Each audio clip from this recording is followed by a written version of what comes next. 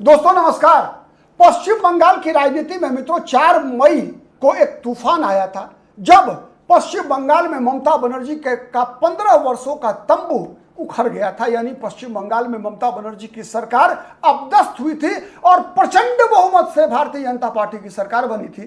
15 वर्षों का ममता बनर्जी का शासनकाल समाप्त हो गया था, द एंड हो गया था।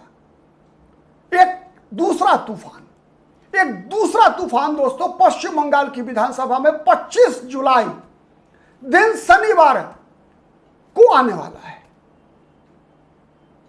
और इस तूफान के आने से पहले पश्चिम बंगाल के मुख्यमंत्री शुभेंदु अधिकारी के इस ऐलान से कि जब ये रिपोर्ट पश्चिम बंगाल की विधानसभा में रखा जाएगा और इसमें जो कोई भी दोषी होगा, चाहे वो कोई छोटा सा अधिकारी हो या फिर राज्य का मुख्यमंत्री हो, किसी को बख्शेंगे नहीं। उसे मैक्सिमम सजा मिलेगी, कड़ी से कड़ी सजा मिलेगी।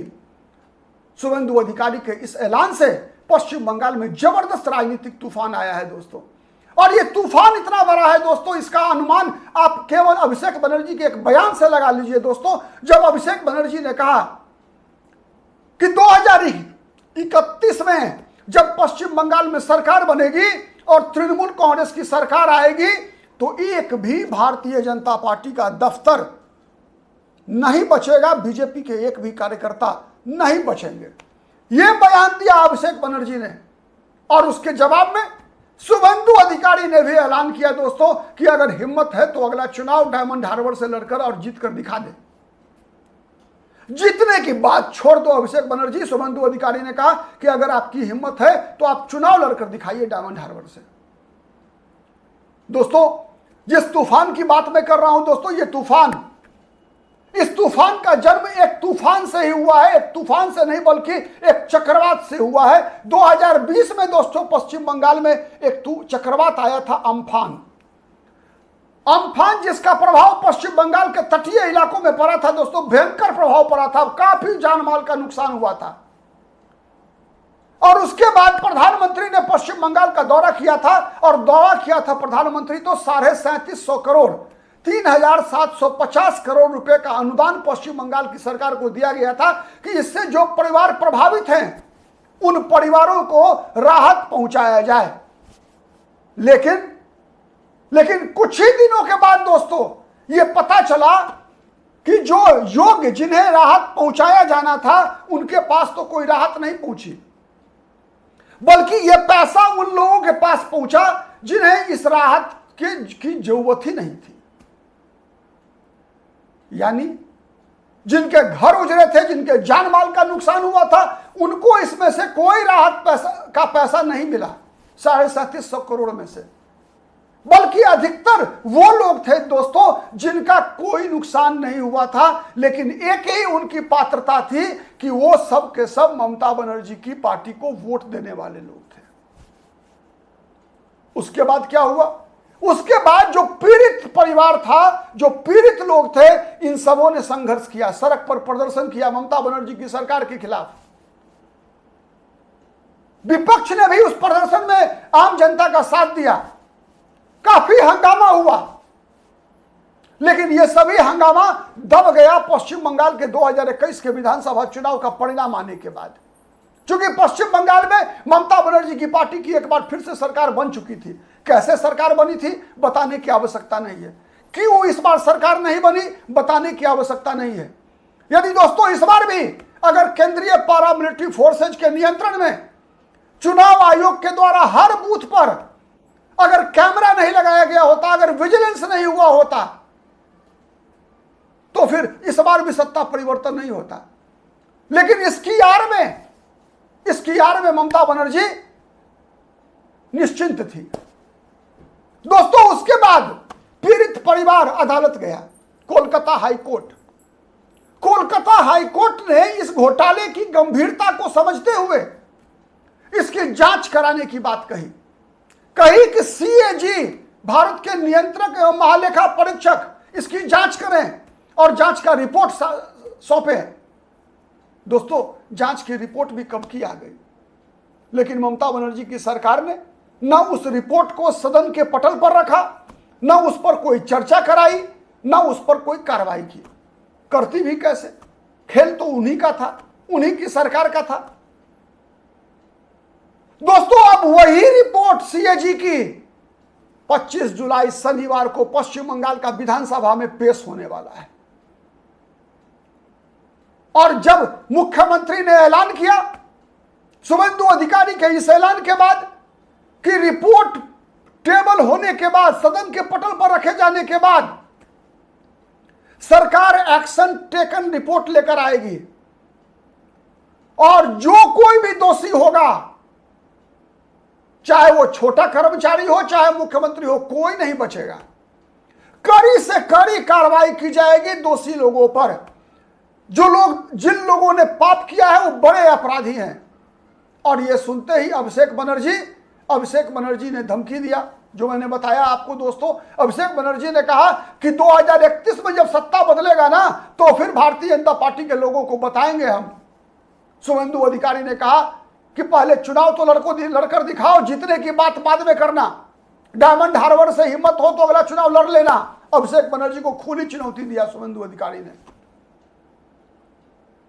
दोस्तों, अब वो रिपोर्ट जब विधानसभा के पटल पर रखी जाएगी, तो संकेत को आप समझ लीजिए दोस्तों, अभिषेक बनर्जी का बयान। और दूसरा बात मैं बता रहा हूं दोस्तों, इस रिपोर्ट में होगा क्या, इसका अनुमान इस बात से लगाइए कि ममता बनर्जी की सरकार ने अब तक इस रिपोर्ट को देखा तक नहीं।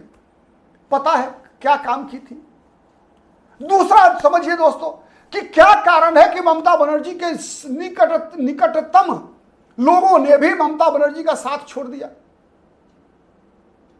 क्यों मदन मित्रा, क्यों सुदीप बंदोपाध्याय, क्यों संदीपन सरकार, क्यों ऋतुपत बनर्जी, फिरहाद हकीम जैसे लोगों ने भी ममता बनर्जी का साथ छोड़ दिया? सबको पता है कि 15 वर्षों के अंदर ममता बनर्जी ने शासन कैसे चलाया है। सबको पता है, सत्ता बदल गई है। यही कारण है दोस्तों कि न केवल ये मंत्री जो ममता बनर्जी की सरकार में थे, बल्कि 60 से अधिक विधायक ममता बनर्जी का साथ छोड़ चुके हैं। मुसलमान जो कि बीजेपी के साथ जाना नहीं चाहते, जिनके लिए ममता बनर्जी ने यह सब कुछ किया, बड़ी संख्या में मुस्लिम सांसदों और विधायकों ने भी ममता बनर्जी का साथ छोड़ दिया है। अनुमान लगाइए दोस्तों, अनुमान लगा लीजिए कि क्यों साइनी घोष जैसे सांसद, जिन्हें दूसरा ममता बनर्जी कहा जाता था, ने ममता बनर्जी का साथ छोड़ दिया। कल्पना कीजिए दोस्तों कि कल्याण बनर्जी, महुआ मोइत्रा जैसे सांसद भी लगातार बहाना ढूंढ रहे हैं। कभी कुछ, कभी ममता बनर्जी को अभिषेक बनर्जी से बचने की सलाह लोग दे रहे हैं। कई प्रकार के अलग अलग तरह के आरोप कि आईपैक को बीजेपी ने मैनेज कर लिया, ये कर लिया, वो कर लिया, इस प्रकार के बयान। यानी कहीं ना कहीं कोई हर कोई अपना अपना एक आधार तैयार करता जा रहा है, जिससे कि ममता बनर्जी का साथ छोड़ने का बहाना मिले उसे। जनता की अदालत में जाकर बताए कि आज जब ममता बनर्जी इतनी बुरी है तो अब तक आप ममता बनर्जी के साथ क्यों थे? इस सवाल का जवाब जब जैसे जिस किसी को भी मिलता जा रहा है, वो ममता बनर्जी का साथ छोड़ता जा रहा है। केवल एक कारण है, सबको इस बात का अंदेशा है कि जैसी करनी वैसी भरनी होने वाली है।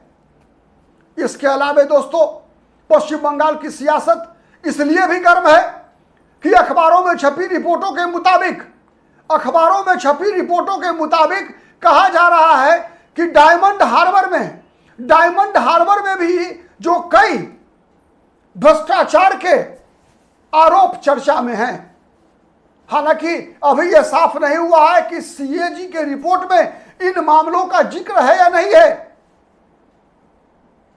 इसका खुलासा विधानसभा में रिपोर्ट पेश होने के बाद ही हो सकेगा। लेकिन इस बीच अभिषेक बनर्जी से जुड़ा कई मामला ऑलरेडी अदालत में लंबित है दोस्तों। इसके अलावा एक और बड़ी रिपोर्ट आने वाली है। एक और बड़ी रिपोर्ट आने वाली है जिसके कारण पश्चिम बंगाल की राजनीति में एक तूफान फिर से आएगा। और वो रिपोर्ट क्या है दोस्तों? मुख्यमंत्री शुभेंदु अधिकारी ने बताया दोस्तों कि समान नागरिक संहिता पर, यूनिफॉर्म सिविल कोड पर सुप्रीम कोर्ट की पूर्व जज रंजना प्रसाद देसाई की अध्यक्षता वाली जो समिति की रिपोर्ट भी जल्द सार्वजनिक की जाएगी। ऐसे में माना जा रहा है दोस्तों कि आने वाला दिन पश्चिम बंगाल की राजनीति में कई और बड़ी घटनाओं का गवाह बनने वाला है दोस्तों पश्चिम बंगाल की राजनीति। लोग सवाल तो यहां तक खड़ा कर रहे हैं कि ममता बनर्जी कब तक बाहर है। इसकी कोई गारंटी नहीं दी जा सकती कि कब ममता बनर्जी को अंदर जाना पड़े, अंदर समझते हैं ना, जेल जाना पड़े। यह परिस्थिति है और यही कारण है दोस्तों, जब अभी दिल्ली में, देश की राजधानी में दिल्ली में जब यह एक आंदोलन चल रहा है नीट पेपर लीक के मामले पर, धर्मेंद्र प्रधान के इस्तीफा की मांग के साथ हर राजनीतिक दल, हर विपक्षी दल इस आंदोलन का श्रेय लेने के लिए लालायित है, सड़क पर है। ममता बनर्जी दिल्ली में नहीं है। ममता बनर्जी दिल्ली नहीं गई हैं, पश्चिम बंगाल में डटी हैं। डरी भी हैं क्या? यह बड़ा सवाल है और इसका जवाब तो आने वाले दिनों में मिलेगा दोस्तों। बने रहिए पॉलिटिकल आइडिया के साथ। हम ऐसी ही खबरों का विश्लेषण उसके गुण और दोष के आधार पर निष्पक्ष और निरपेक्ष रूप से आपके सामने लाने का वादा करते हैं। हमारा विश्लेषण पसंद आता है तो प्लीज लाइक कीजिए, कमेंट कीजिए, शेयर कीजिए, जिससे कि अधिक से अधिक लोगों तक ऐसी जनहित की बातें पहुंच सके। अब तक यदि पॉलिटिकल आइडिया को सब्सक्राइब नहीं किया है दोस्तों तो प्लीज सब्सक्राइब कर लीजिए। आज के लिए इतना ही, फिर मुलाकात होगी किसी अन्य मुद्दे पर। तब तक के लिए नमस्कार।